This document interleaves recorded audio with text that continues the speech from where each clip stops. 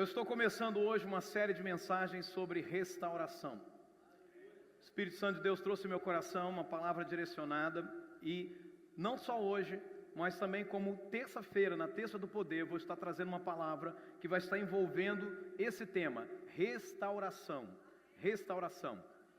Então você pode esperar que a cada domingo nós vamos ver o Deus que restaura agindo. E hoje, para aguçar um pouquinho o nosso interesse, tá? Daí você pode convidar quem você quiser para estar aqui, para ouvir essa palavra. Alguém está precisando ser restaurado. Eu já quero trazer uma palavra aqui que eu chamo de introdutória, uma palavra introdutória para esse assunto. E Deus trouxe a primeira parte desse sermão que eu quero pregar nessa noite. Restaurar é recuperar a posse ou domínio de alguma coisa.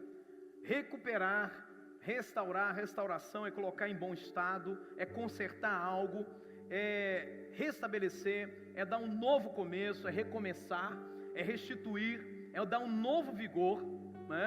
Quando a gente fala assim, eu estou tão cansado, preciso de restauração, então a gente tem um novo vigor.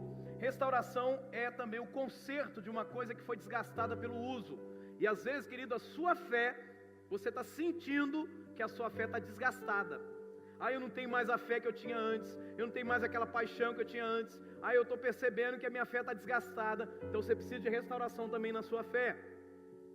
É reconstruir as forças depois de uma fadiga, de um desgaste, é restabelecer uma situação histórica na nossa vida, algo que a gente já viveu, é reaver os sentimentos do nosso coração que se perderam, é reconstruir. Quando a gente observa os 6 primeiros meses desse ano, a gente está vendo assim, mensagens através de mensagens e outras mensagens mais, falando só de coisa ruim no nosso país, só de coisa ruim, a ponto de as pessoas, sabe, o número de pessoas que não sabem quem vão votar, ou que simplesmente decidiram votar em branco, é absurdo. Sabe o que significa isso? Pessoas que já perderam a esperança que alguém possa ser útil para melhorar o estado dessa nação. Então nós chegamos à conclusão que existe uma atmosfera de pessimismo na nossa sociedade. E é óbvio que essa atmosfera de pessimismo na sociedade, ela também entra para a igreja. Por quê? Porque você vive na sociedade, eu vivo na sociedade, nós pagamos as nossas contas, nós fazemos os nossos negócios, nós compramos, nós vendemos na sociedade. O que acontece lá nos atinge também, e isso a gente traz para dentro da igreja, isso a gente traz também para dentro da família. Então essas pressões negativas, essas nuvens de incerteza, decepção, medo do amanhã, futuro incerto, adiamento de decisões importantes, não vai votar isso, não vai, entrou com pedido, tirou, vai de novo, vai ter um jogo, enfim, toda essa pressão e essa opressão tem feito com que alguns deixem de congregar, alguns deixem de dizimar, alguns deixem de orar, alguns deixem de crer, alguns deixem de ter fé. Só que nessa noite, nós precisamos ser maduros e fazermos a leitura correta, de que é Satanás que está enviando para nós mensagens. Então o culto dessa noite, a mensagem dessa noite, é uma mensagem para eu e você enviarmos uma resposta para o mundo espiritual. Todo esse culto é para isso. Quando a gente chegou aqui e a gente começou a cantar, começou a declarar a visão da igreja, a gente está mandando resposta para o mundo espiritual, a gente está dizendo naquilo que a gente crê. Porque a Bíblia diz que é com o lábio ou com a boca que se confessa Jesus Cristo. O coração você crê, mas é a boca que você confessa. Balança o teu vizinho e diz assim, é com a boca, irmão. Então use a tua boca para declarar a tua fé nessa noite, em nome de Jesus. Porque o objetivo de Satanás é imprimir em nós uma mentalidade negativa, pessimista e infrutífera na nossa vida, dizendo, olha, você pode tentar o que você quiser, nada vai dar certo, nada vai funcionar. Então qual é o meu e o seu maior desafio nessa série de mensagens de restauração? Diga para o teu vizinho, nosso desafio é crer, é ter esperança. Fala para o teu vizinho, é ter esperança. Então, irmãos, para a gente derrotar a incredulidade, para a gente derrotar o pessimismo, para a gente derrotar o efeito das más notícias, porque más notícias nós sempre vamos ter, o que nós precisamos fazer? A visão da palavra de Deus. Pegue a sua Bíblia aí. Pegue a sua Bíblia aí. Diga comigo, eu creio na palavra de Deus. Eu creio que este é um livro, ainda que tenha sido escrito por homens, Deus estava por trás disso o tempo todo. E Ele trouxe essa palavra para a minha vida. E eu creio em tudo que a Bíblia diz a meu respeito. E eu creio que a palavra de Deus é viva, é eficaz. E nessa noite, ela vai penetrar profundamente no meu coração. Abra sua Bíblia comigo em 1ª carta de Pedro, capítulo 1.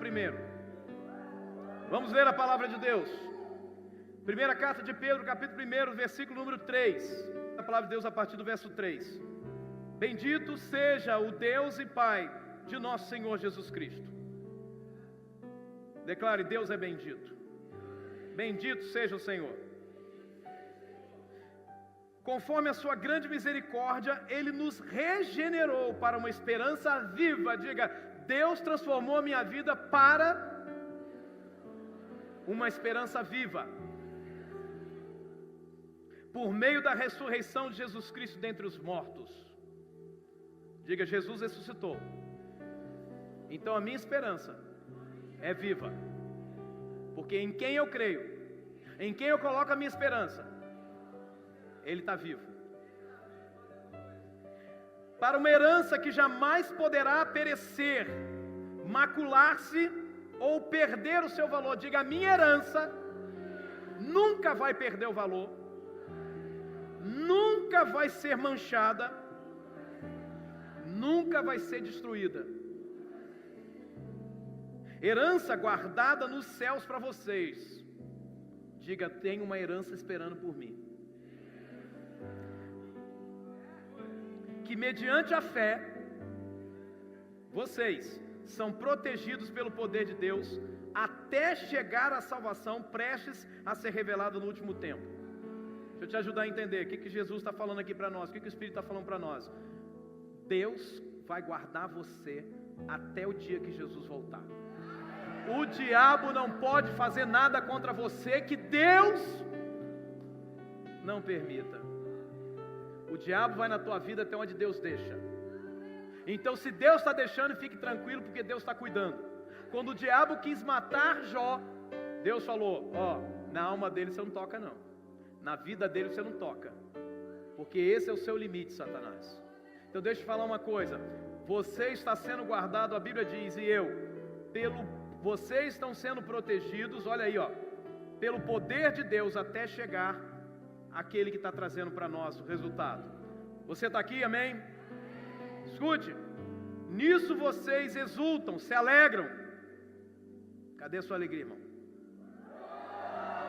Agora escute: ainda que por um pouco de tempo devam ser entristecidos por todo tipo de provação. Certo? É o emprego que se perde, uma doença que se descobre, é o dinheiro que está apertado, é isso e aquilo. É um pouco de provação, luta. Isso traz uma certa tristeza. Mas escute, verso 7. Assim acontece, para que fique comprovado, que a fé que vocês têm, muito mais valiosa do que o ouro que perece, mesmo que refinado pelo fogo. Essa fé é genuína e resultará em louvor, glória e honra, quando Jesus Cristo for revelado. Amém? E o Senhor nos abençoe nessa noite pela Tua palavra, Deus. E enche-nos e restaura a nossa esperança nessa noite, em nome de Jesus. Amém e amém, Jesus. Pode tomar o seu assento, meu amado.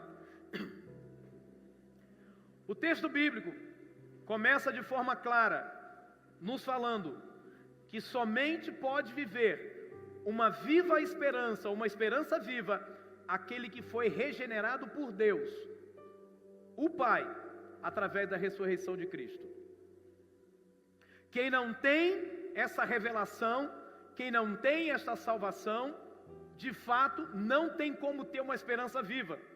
Qualquer problema vai derrotar essa pessoa, qualquer dificuldade vai atropelar essa pessoa. Mas aquele que tem esperança viva é aquela pessoa que foi regenerada, transformada por Deus o Pai através da ressurreição de Cristo. Ou seja, são aqueles que nasceram de novo. Tem gente assim que nasceu de novo, que se converteu, que experimentou a cruz de Cristo. Para esses que foram regenerados, o chamado para você é viver uma esperança viva. Então o nosso desafio, irmãos, é ter essa esperança restaurada diante de tanta tempestade, diante de tanta coisa que a gente vê, que acontece, que a gente experimenta, às vezes nós dedicamos nossa vida para cuidar de alguém, e esse alguém simplesmente vira, né? Por isso é importante que você precisa entender isso. Nesse tempo, irmão, pecado, que pessoas, você fala assim, não, fulano cometeu esse erro, esse pecado, não acredito. Você vai ver, infelizmente, ao nosso redor, discípulos que a gente cuida entrando por um caminho de pecado profundo, sendo motivo até de escândalo para não crente, porque para crente não existe escândalo. Quem conhece Jesus, quem conhece a Bíblia, não se espanta com nada que o pecado produz. Só quem se espanta é quem ainda não conhece Jesus. Então não existe escândalo. Ah, fulano trouxe escândalo para a igreja. Igreja não se escandaliza. Quem se escandaliza é não crente, que não conhece Jesus. Por quê? Porque quem não conhece Jesus, ele coloca a sua fé nos homens. E ele pensa o seguinte, que o crente vai ser um homem perfeito. Então quando ele erra, ele diz, ah não, isso é um escândalo. Você está entendendo isso? Amém ou não amém? Então escute. Jesus nos fez nascer de novo, Deus nos fez nascer de novo com o objetivo de nós vivermos uma esperança viva, ou vivermos essa viva esperança. A pergunta é como é que a gente consegue fazer isso diante de um mundo que só procura nos tornar pessoas sem esperança, diante de um mundo que só diz assim, olha, não tem jeito, se está pior vai piorar mais ainda, se está difícil vai ficar mais difícil ainda. Olha, para o Brasil sair da crise só daqui a 10 anos, você fala, daqui a 10 anos não sei nem se eu vou estar vivo.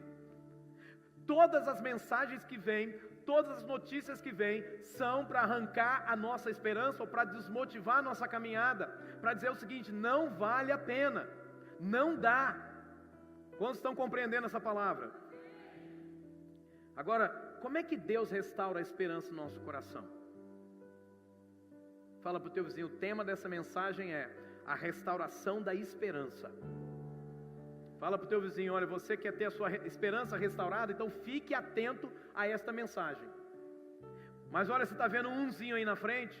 É porque eu vou pregar ainda a segunda parte dessa mensagem. Então, não falte aos próximos cultos. Escute, primeira coisa que eu preciso fazer, olha para a sua Bíblia aí, versículo número 3. A Bíblia diz assim, bendito seja o Deus e Pai do nosso Senhor Jesus Cristo, conforme a sua grande misericórdia, Ele nos regenerou para uma esperança viva, por meio da ressurreição de Jesus Cristo dentre os mortos. O que quer dizer isso aqui, irmão? Deus está dizendo para mim e para você o seguinte, olha, a sua esperança é restaurada quando você alimenta a sua esperança. Como é que a gente alimenta a nossa esperança, irmão? Só para avivar a nossa mente. Nós precisamos recordar em que base está apoiada a nossa esperança. Ou onde a nossa esperança está apoiada? Pergunta, a nossa esperança está apoiada aonde? Ah, tudo der certo para nós, então eu vou ter mais esperança. É assim, irmão? O problema é que tem alguns, pode baixar um pouquinho só o teclado aqui para mim, por favor. Então alguns começam a pensar o seguinte, não, então se tudo dá certo eu estou esperançoso, se tudo dá certo eu estou cheio de fé, aí começa a dar errado, aí a pessoa diz, não, é porque Deus me abandonou, não, é porque isso, não, é porque aquilo, não, se eu sou de Deus porque eu estou passando por luta. Olha só, deixa eu te falar uma coisa, Lázaro, ou melhor, Jesus amava Lázaro, a Bíblia diz, Jesus amava Lázaro, você crê nisso, amém? Lázaro sofreu, irmão, sim ou não? Ficou doente? Morreu? Então diga para a pessoa que está do seu lado, as pessoas que Deus ama também sofrem.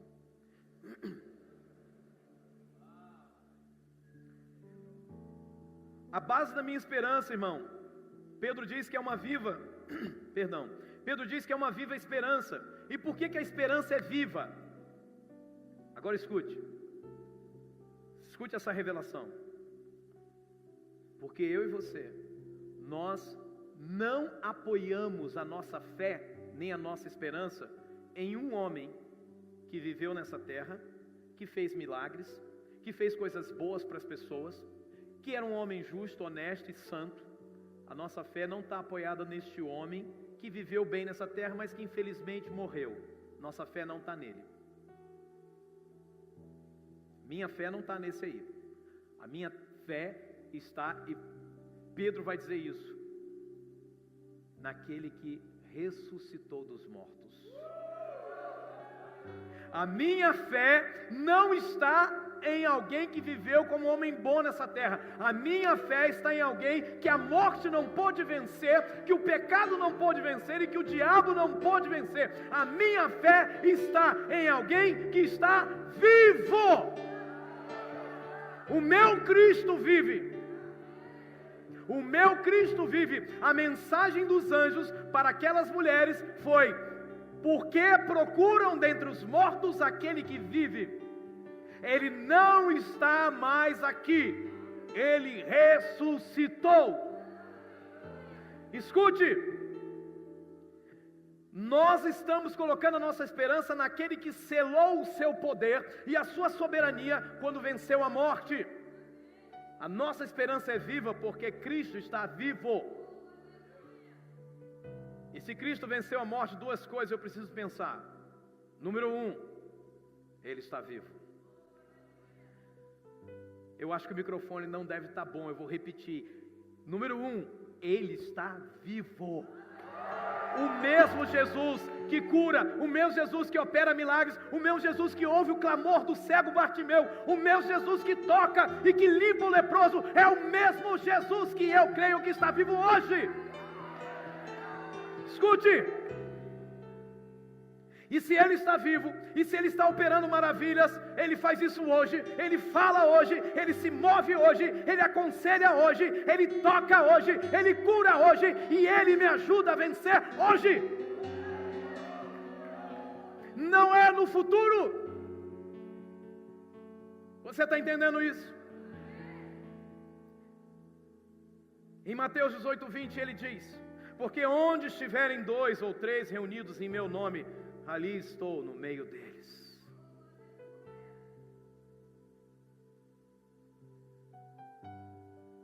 A gente não precisa entender a letra, a gente precisa de revelação. O que Deus está dizendo para nós é que Cristo está aqui, entre nós nessa noite. Ai, pastor, Jesus está aqui. Então o que você está esperando para abrir a sua boca e pedir a Ele algo que você precisa nessa noite? Feche os teus olhos e fala com Jesus agora. Jesus, eu não estou te vendo. Se você não quiser fechar os olhos, não precisa. Mas diga: Jesus, eu não estou te vendo, mas eu creio e eu quero pedir ao Senhor: restaura a minha casa, trabalha no meu coração, muda a minha família, muda a minha vida. Senhor, abre aquela porta, vai abrindo a tua boca, meu irmão, porque Jesus está aqui. Nós estamos reunidos em volta dEle. Ei! Aleluia! Bartimeu pediu, porque Cristo estava ali.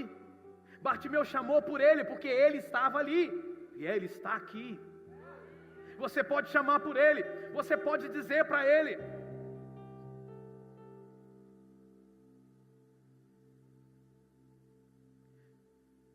A gente cantou nessa noite isso, né? Se eu me humilhar diante do Teu altar. O que é que diz a outra parte da canção? Tu inclinarás os teus ouvidos ao meu clamor. Ao meu clamor. Irmão, ou a gente crê naquilo que a gente canta, ou então a gente não canta mais. Porque eu creio em cada palavra que eu canto. Porque quando a gente traz canções para essa igreja, a gente procura saber o que é que ela diz. É bíblico? Isso está na Bíblia? Tá, então vamos cantar.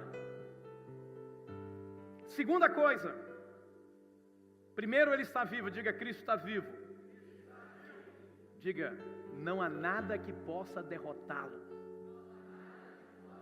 Essa é a segunda coisa. Veja, o diabo investiu em Jesus, diga para o teu vizinho: ele perdeu.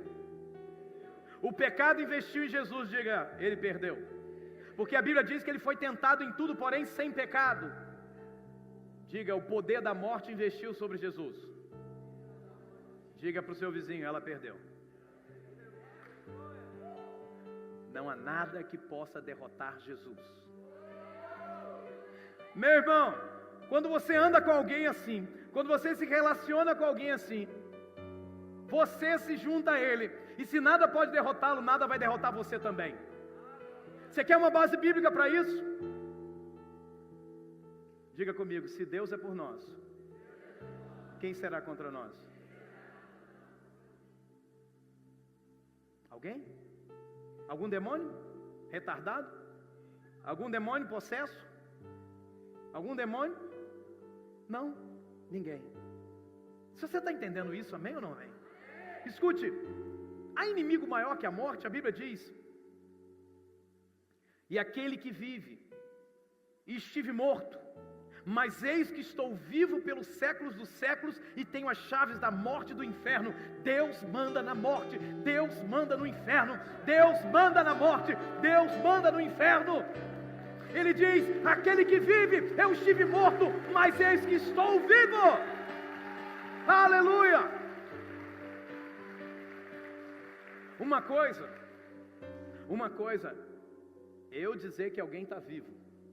Outra coisa, ou eu dizer que alguém que passou pela morte está vivo. Outra coisa é a própria pessoa que passou pela morte falar assim: ei, eu estou vivo. E é isso que Jesus está fazendo em Apocalipse. Ei, eu sou aquele que vive. Eu estive morto, mas eis que estou vivo pelos séculos dos séculos. E mais do que isso, tenho as chaves da morte e do inferno. Como é que eu alimento a minha esperança? Falando dela. Irmão, você tem falado para alguém sobre a sua esperança? Eu sei que tem. Quando você se reúne na célula, você fala da sua esperança. Não, porque hoje, essa semana, eu passei por isso, eu passei por aquilo, mas Jesus foi comigo, Ele me abençoou, eu venci. Você está falando, isso vai alimentar a sua esperança, isso vai fortalecer a tua esperança. Isso acontece no discipulado, isso acontece no trabalho, quando eu dou um testemunho. Irmão, deixa eu te dar um conselho, conselho de quem ama: não dê a glória para você, não dê a glória para outra pessoa, a não ser para Jesus. Diga quem é que tem feito você vencer. Nunca canse, nunca pare de contar esse testemunho. Jesus me fez vencer. Se eu tenho o que eu tenho é por causa dele. Se eu faço o que eu faço é por causa dele. Se eu venço do jeito que eu venço é por causa dele.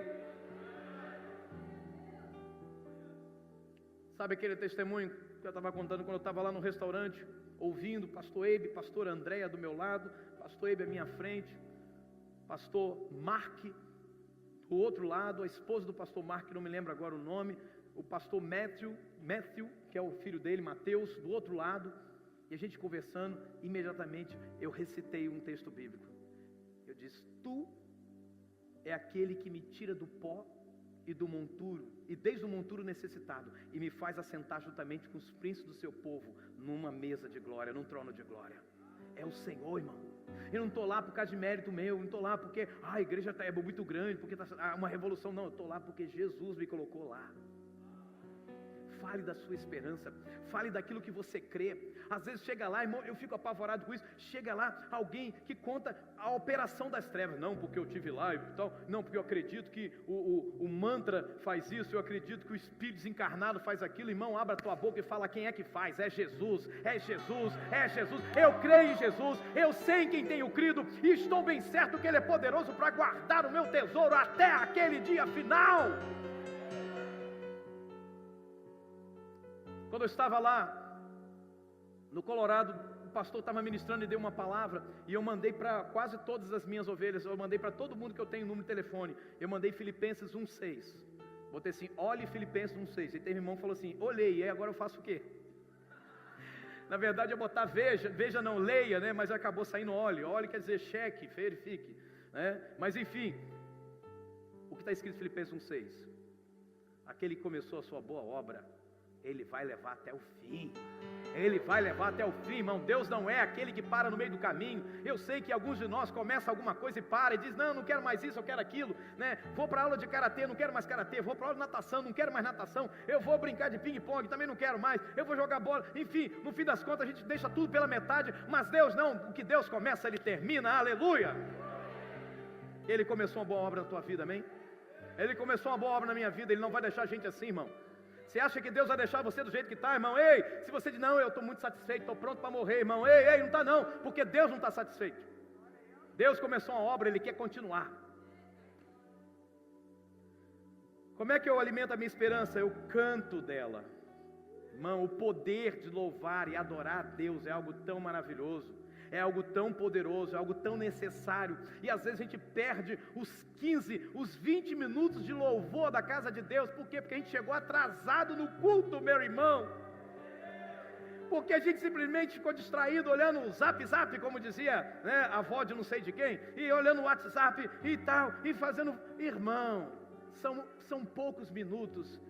É hora da gente abrir os nossos braços, abrir os nossos lábios e declarar diante de Deus: se eu me humilhar diante do teu altar e sacrificar aquilo que me custar, tu inclinarás os teus ouvidos ao meu clamor. Agora bem forte. Mais vale um dia no centro do teu querer que toda a vida sem jamais te conhecer. Tu és minha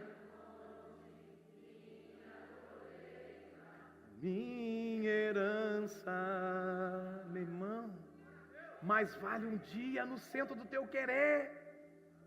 Um só dia. O salmista diz: mais vale um dia nos teus atos do que 1000 em qualquer lugar. Eu prefiro estar à porta da tenda do meu Deus, à porta da casa do meu Deus, a permanecer na tenda dos perversos, dos ímpios.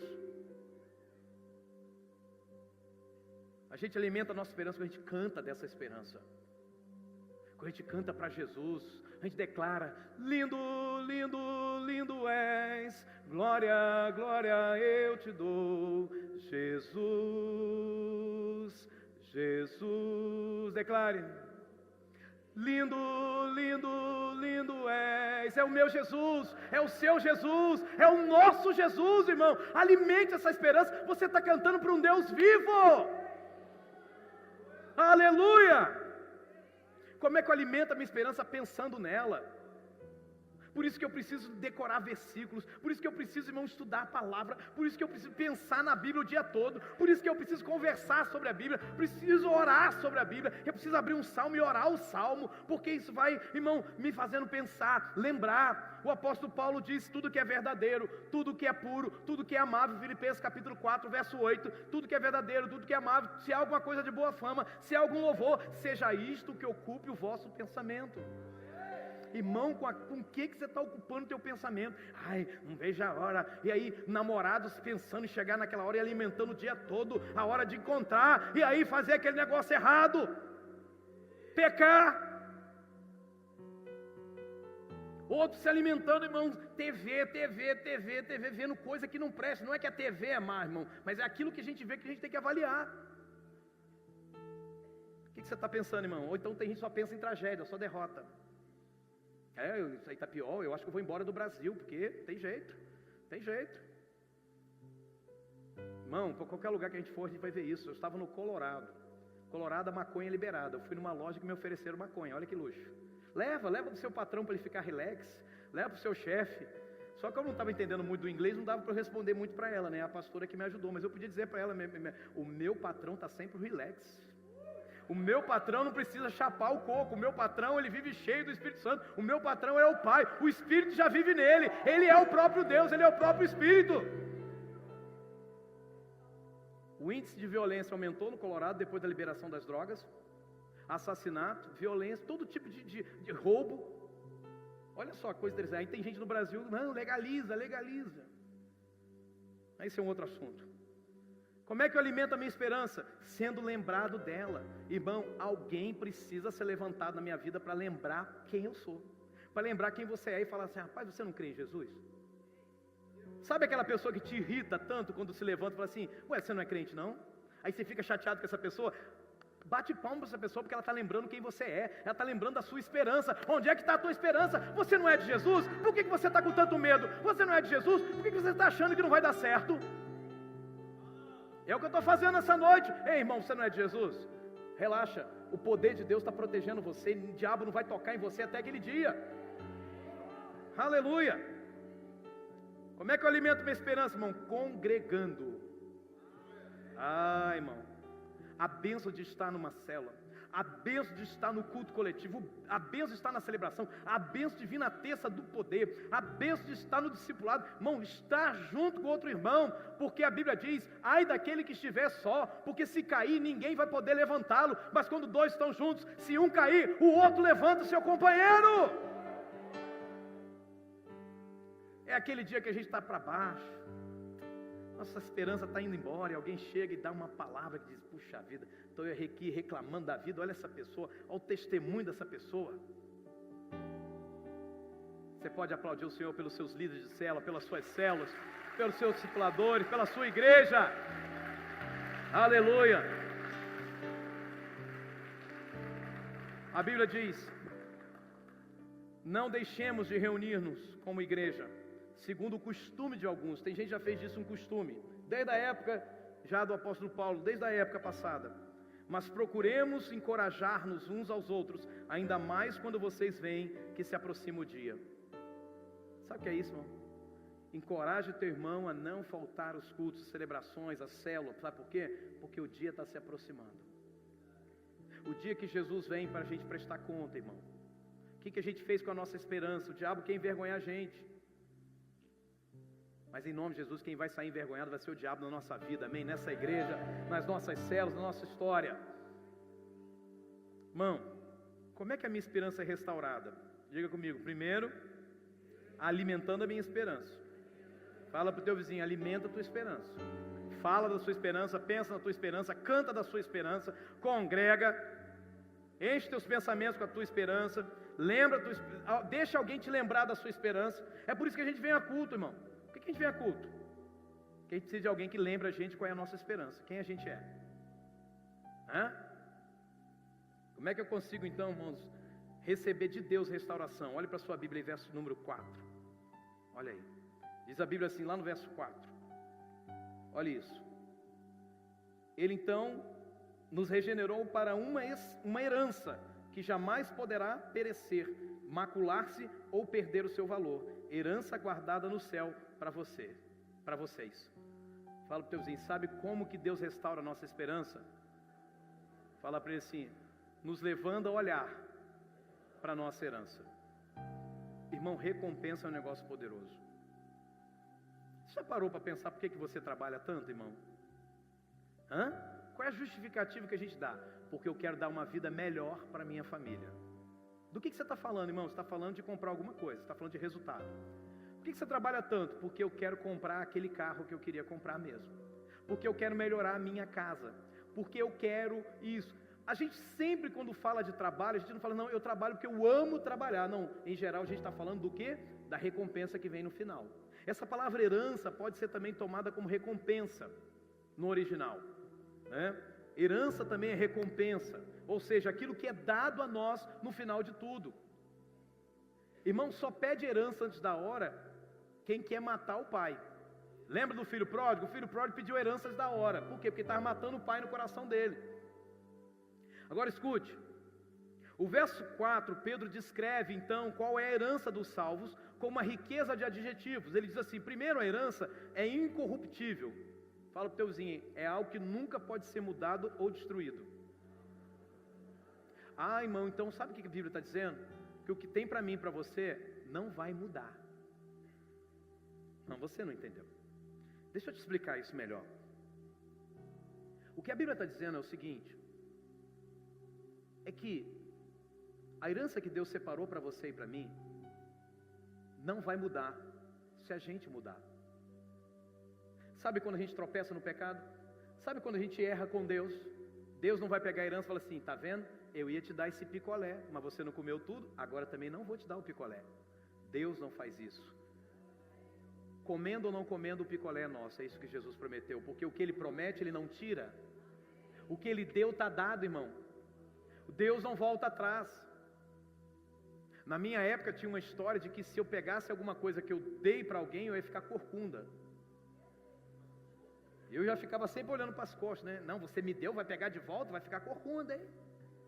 Eu ficava. Agora escute. Deus já deu a herança para nós. Ela já é nossa. Mas ela está reservada para aquele grande dia. Segundo, a herança também é sem mácula, que não é manchada, que não é adulterada e que não é anulada, ou seja, que não vai acabar. Ah, eu estou aqui esse tempo todo, a minha herança já se perdeu no céu. Não. Paulo diz o tempo todo, eu estou indo me encontrar com o Senhor e eu sei que Ele está trazendo com Ele a coroa de glória reservada para a minha vida. Paulo contemplava a herança e isso fazia ele ter mais esperança. Quando os chicotes batiam em suas costas, ele estava olhando para Jesus dizendo, eu estou indo para a casa do meu Senhor, a herança está reservada para mim. Sabe, irmãos, a Bíblia diz que aqueles que sofrem por amor a Cristo terão uma ressurreição maior e melhor. Eu não sei o significado profundo disso. A Bíblia não revela, a Bíblia só diz o seguinte: quem sofre por amor a Cristo, quem morre por amor a Cristo, a ressurreição desses é uma ressurreição diferenciada. É por isso que eles não tinham dificuldade em apanhar, em morrer por amor a Cristo, porque eles sabiam que a herança estava reservada para eles. Mas sabe qual é o nosso problema? Tem gente que nem sabe que tem herança para você no céu. A gente nem para imaginar, para pensar nessas coisas. E aí Pedro usa uma palavra também muito estranha, mas poderosa: imarcessível. O que é imarcessível? Meu Deus do céu! Imarcessível é uma palavra usada para folha que não murcha. Murchar. E Pedro diz: a herança que nós temos é imarcessível, ou seja, que não murcha. A ideia é de uma folha de louro que os vencedores dos jogos recebiam. Só que a folha de louro deles murchava. E a Bíblia está dizendo que o que Ele tem para nós como prêmio, como recompensa da nossa esperança nele, da nossa fé nele, não vai murchar.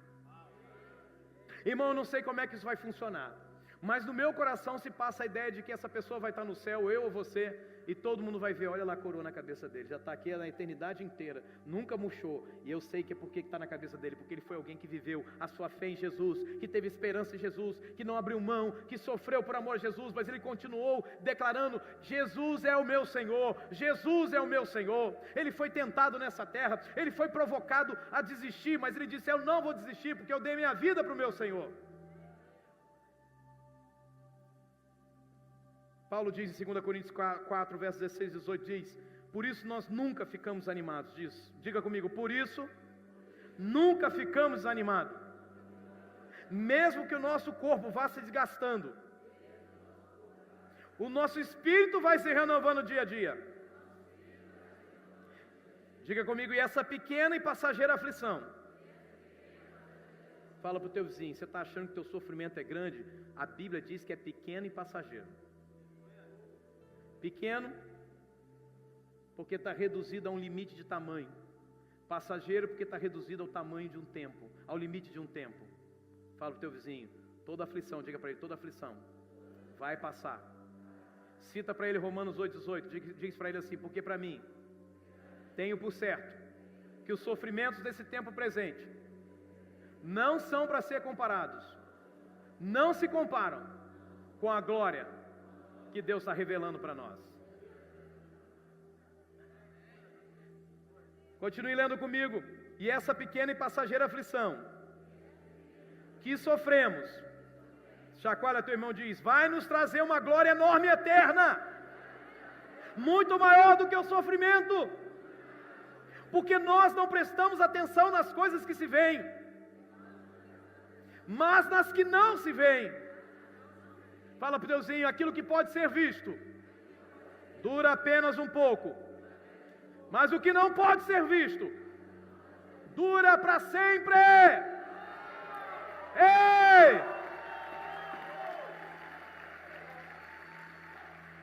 Escute, para onde nós olhamos vai influenciar a nossa caminhada.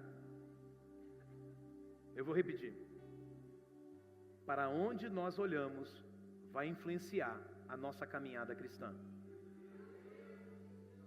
Quando você vê um crente abatido para baixo, você pode ter uma certeza: ele não está olhando para Jesus. Ele está olhando para o sofrimento, ele está olhando para o problema, ele está olhando para a dor, ele está olhando para a dificuldade. Agora, quando você vê um crente, mesmo na aflição, mesmo na dor, feliz, alegre, motivado, é porque ele está olhando para Jesus. Na minha época, tinha uma canção que dizia assim: não olho as circunstâncias, não, não, não olho o seu amor, não me guio por vistas, alegre estou, não olho as circunstâncias, não, não, não olho o seu amor, não me guio por vistas, alegre estou. Amém? É um flashback hoje, né, Roma? Ainda que a videira não deu o seu fruto, ainda que não haja figos, enfim, ainda a minha esperança está no Senhor. Abacuque disse isso. Mesmo que não haja fruto na videira, mesmo que não haja vacas nos currais, mesmo que não haja trigo nos campos, todavia, eu me alegrarei no Senhor e porei nele a minha esperança. Quantos podem dizer amém? Irmão, como Pedro que olhou para Jesus enquanto saía do barco, ele caminhou sobre as águas. Quando a Bíblia diz que ele desviou o seu olhar e olhou para a força do vento e para a tempestade, ele afundou. Está afundando, irmão? Está olhando para o vento, está olhando para a tempestade. Levanta teus olhos, irmão, olha para Jesus. Jesus é tão bom que mesmo quando a gente olha para o vento, para a tempestade e afunda, ele vem e levanta a nossa mão. Ele está fazendo isso essa noite com você. Ele está levantando você e fala: filho, olha para mim. Às vezes Azar faz isso: pai, olha para mim. Às vezes eu estou olhando para algum outro lugar: olha para mim, pai, olha para mim. Deixa eu te falar uma coisa, irmão. As escrituras sagradas, elas sempre nos lembram dos finais. Sempre elas falam da glória que virá. Como por exemplo em Romanos 8:18, que eu acabei de citar. As palavras de Jesus em Mateus diz o quê? Aquele que perseverar até o fim será salvo, será recompensado.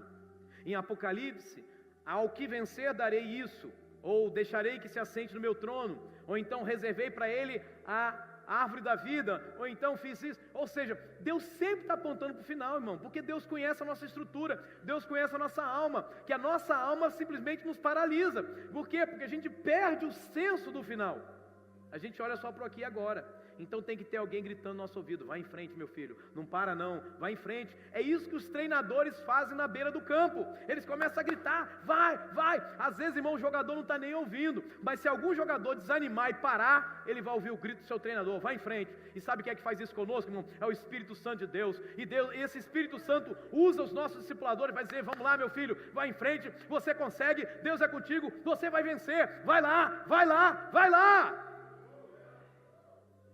Falta só mais um pouco. Olhe para a linha de chegada, você está quase lá.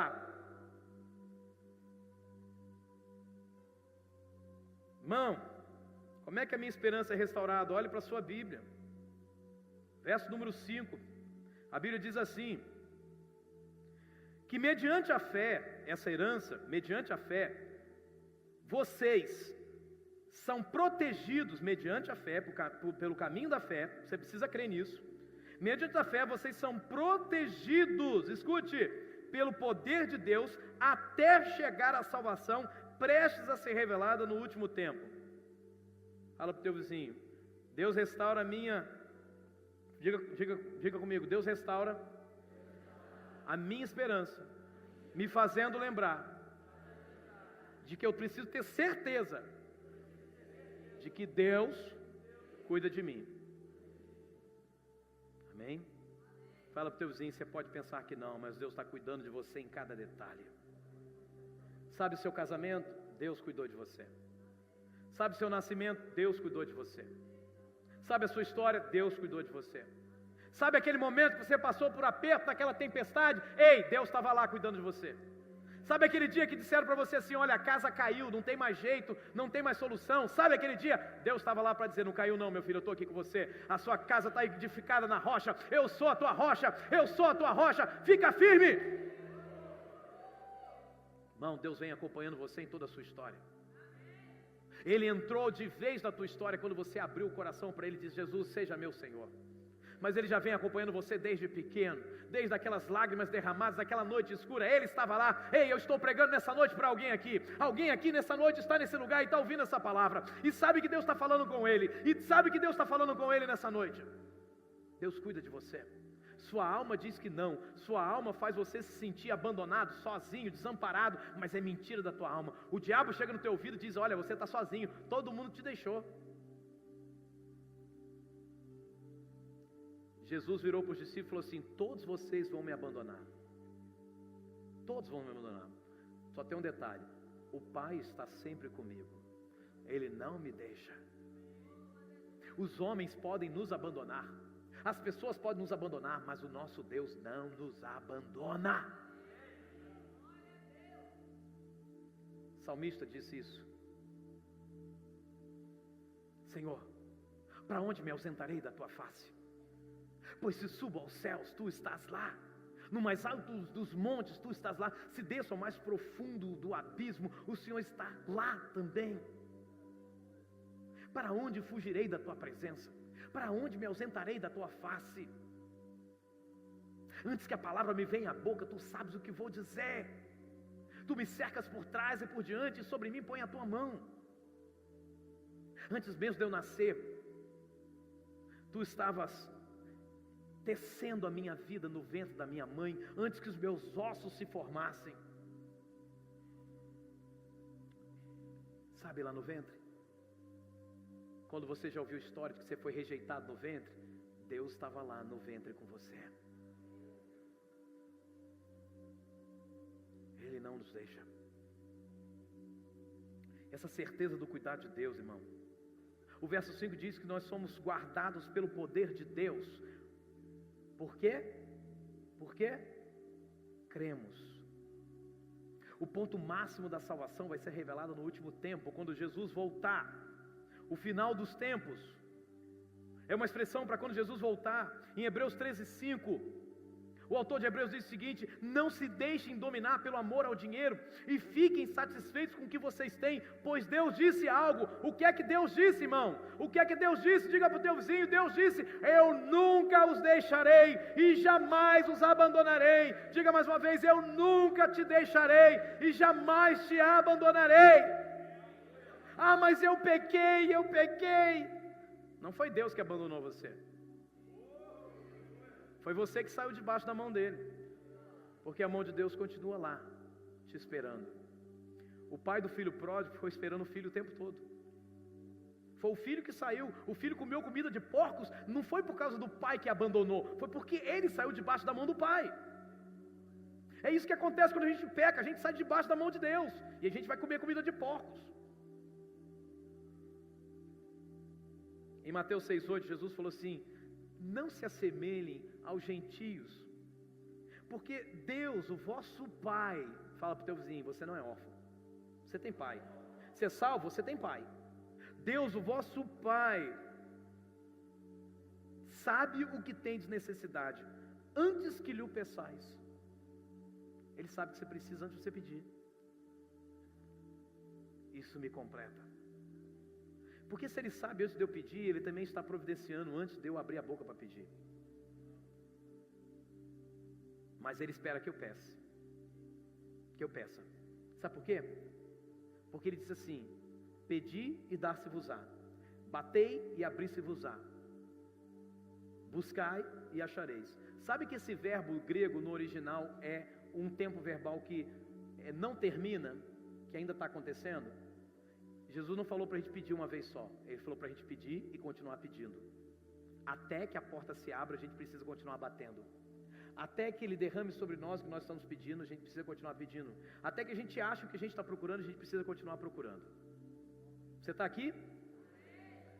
João 6,37, Jesus diz: todos aqueles que o Pai me dá virão a mim, e de modo nenhum jogarei fora aqueles que vierem a mim.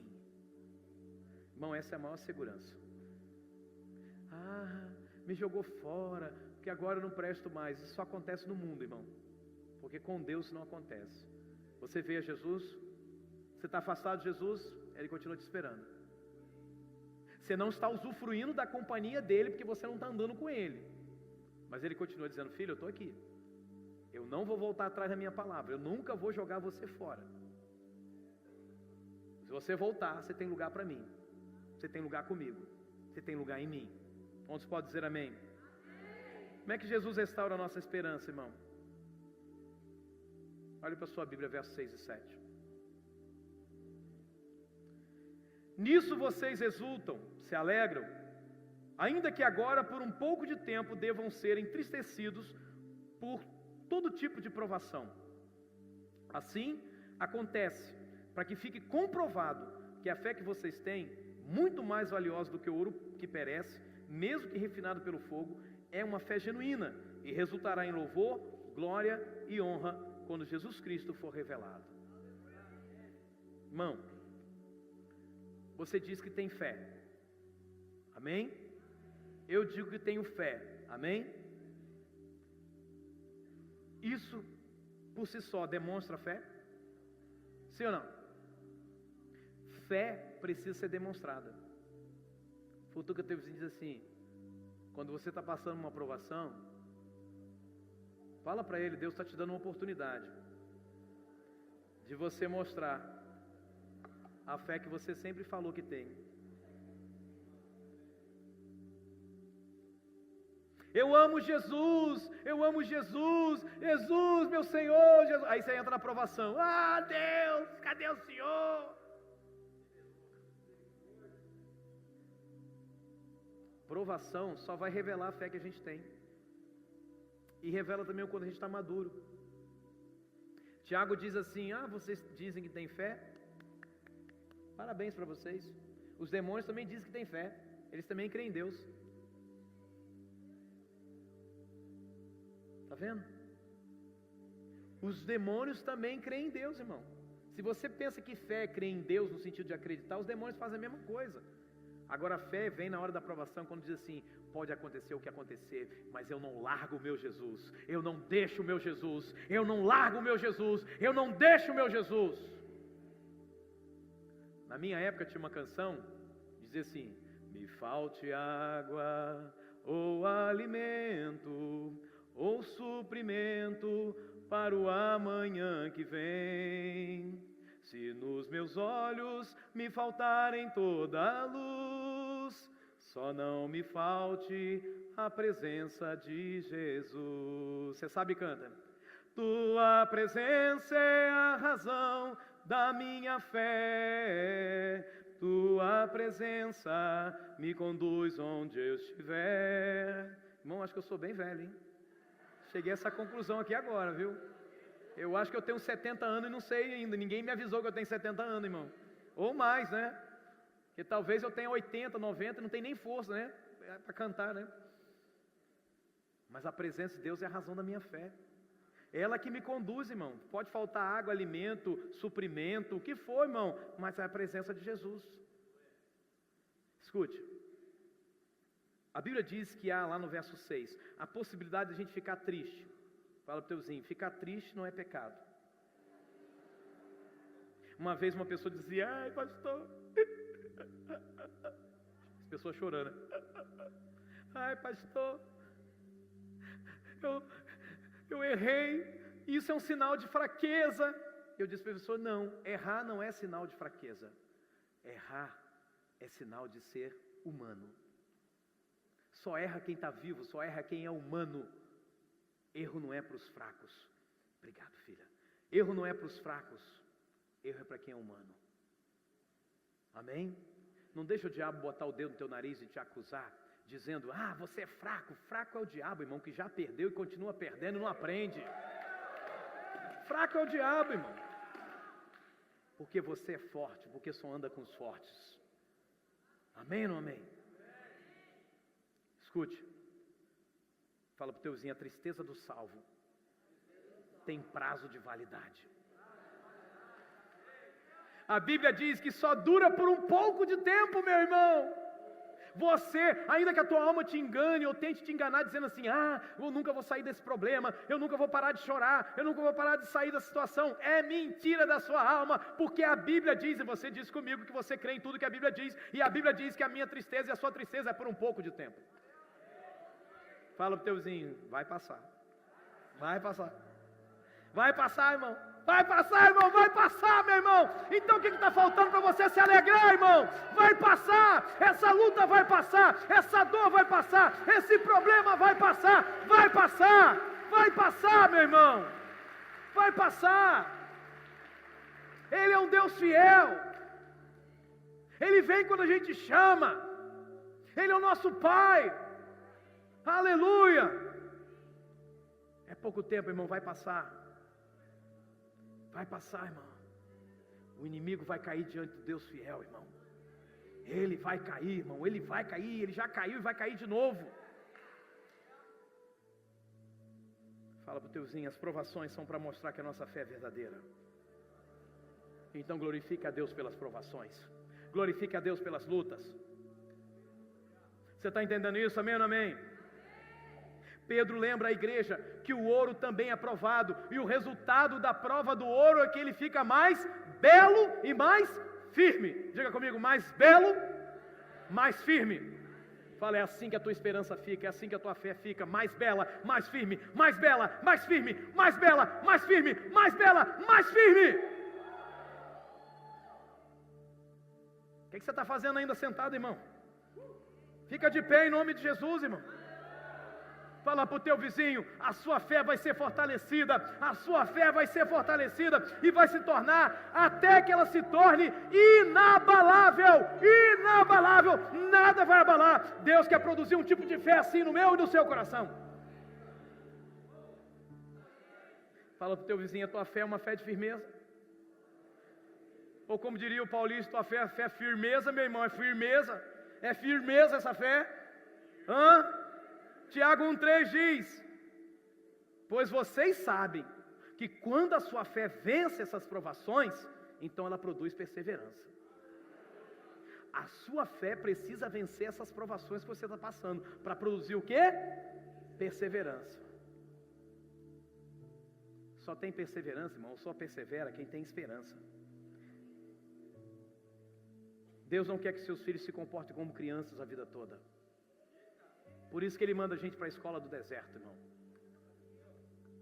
Diz a Bíblia que Paulo reuniu com os seus discípulos e disse, fortalecendo a alma dos discípulos, exortando-os, quer dizer, encorajando-os, a permanecer firmes na fé. Diga comigo, firme na fé.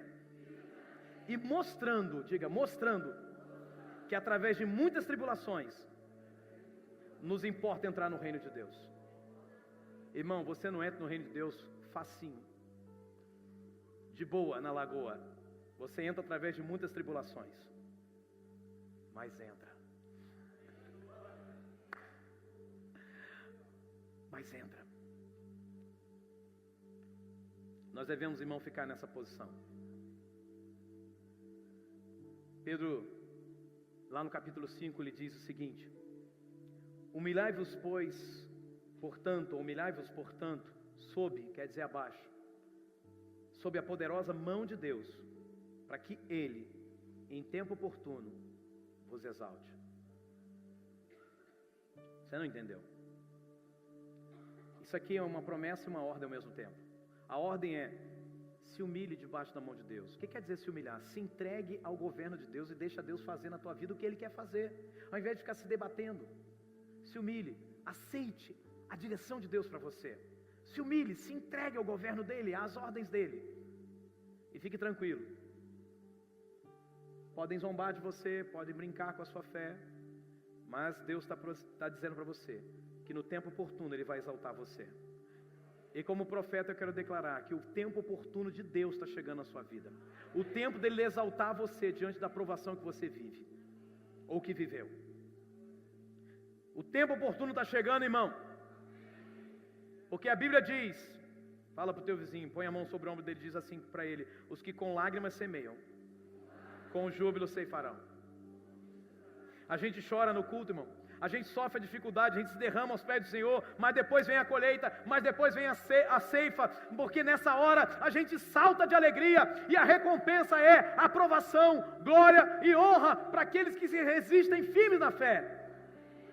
Porque a Bíblia diz: acautelai-vos para não perderdes aquilo que temos realizado com esforço. Irmão, deixa eu falar uma coisa para você. Não foi fácil ganhar você para Jesus. A gente jejua, a gente chora, a gente ora, a gente pede a Deus iluminação, prega o melhor sermão para você ser salvo. E o que é que você está fazendo com a tua salvação, irmão? Acautelai-vos, tenha cautela para não perder aquilo que a gente está realizando, produziu fé no teu coração, você se tornou uma pessoa melhor, um homem melhor, uma mulher melhor, um filho melhor, um pai melhor, uma esposa melhor. Cuidado para você não perder isso que foi feito com muito trabalho para a tua vida, irmão. Essa igreja chegou onde chegou por causa de muito trabalho, muito sacrifício, muito esforço, irmão, por parte de muitos irmãos. Agora escuta: mas acautelai-vos para receber o completo galardão. Alguns irmãos podem não receber recompensa completa. Escute isso. Ainda que eu diga que a herança não muda o que Deus tem para nós, mas tem pessoas que não vão receber recompensa completa, porque o texto bíblico diz isso, para receberes completo galardão, porque quando fala de completo, fala também de incompleto. Hebreus 3,14 diz, porque nos temos tornado participantes de Cristo, se de fato guardarmos firme, leia isso comigo, porque isso é poderoso, porque nos temos tornado participantes de Cristo, se de fato guardarmos firme até o fim, a confiança que desde o princípio tivemos. Meu Deus, checa a tua confiança em Deus nessa noite. Está menor do que era no princípio, então tem um problema aí. Precisa ser resolvido nessa noite. Começa resolvido no altar de Deus, irmão. Essa é aquela hora que você sai correndo, vem para cá, não espera nem o sermão terminar, irmão. Não, eu preciso resolver isso. Eu preciso voltar a confiar em Deus. Eu preciso voltar a ter fé como antes. Eu preciso voltar a ter esperança viva. Eu preciso voltar a queimar de paixão pela presença de Deus. Não posso continuar desse jeito, não. De forma alguma, de forma alguma.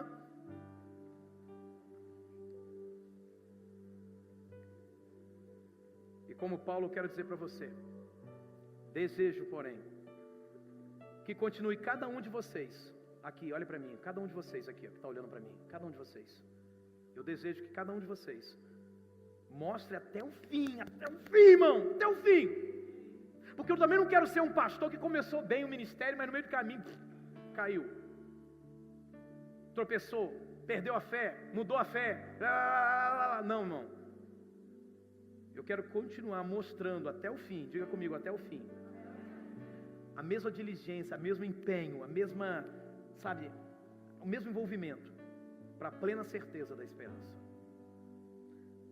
Você vê a Jesus, porque acendeu no teu coração uma chama de esperança muito forte. Você lembra disso? Você lembra daquele dia? Porque eu lembro do meu dia. Eu lembro do dia que Jesus me salvou. Aquele dia uma esperança de acreditar naquilo que antes eu não acreditava, de crer naquilo que antes eu não cria, e acreditar, não, tem Jesus, tem Deus, tem o Pai, tem salvação, tem o céu, tem os anjos. Eu comecei a crer nas coisas que eu não cria. E aí, a Bíblia está dizendo o seguinte, que eu preciso mostrar até o fim essa plena certeza dessa esperança. Eu continuo crendo no mesmo Jesus, no mesmo Senhor, no mesmo céu, com os mesmos anjos, com a mesma glória, com a mesma revelação, com a mesma salvação, com o mesmo perdão, com a aniquilação do mal, a aniquilação do pecado, com a derrota do diabo, com tudo isso. Você está entendendo isso, amém? E se tem alguém aqui nessa noite, irmão, que não tem ainda uma esperança viva, porque a sua esperança se perde facilmente, Deus está chamando você nessa noite de entregar a sua vida para Ele. Você quer ter esperança de verdade? Só em Jesus. Só em Jesus. Eu não posso te prometer, irmão, que o próximo presidente da nação vai melhorar a nação, porque, para ser sincero, nem eu tenho esperança nisso. Eu tenho esperança que Jesus vai usar alguém lá naquela presidência para mudar a história. Mas vai ser Jesus, e vai ser a igreja de Jesus orando. Mas você quer viver uma viva esperança? Você precisa então crer num Deus vivo que é Jesus Cristo.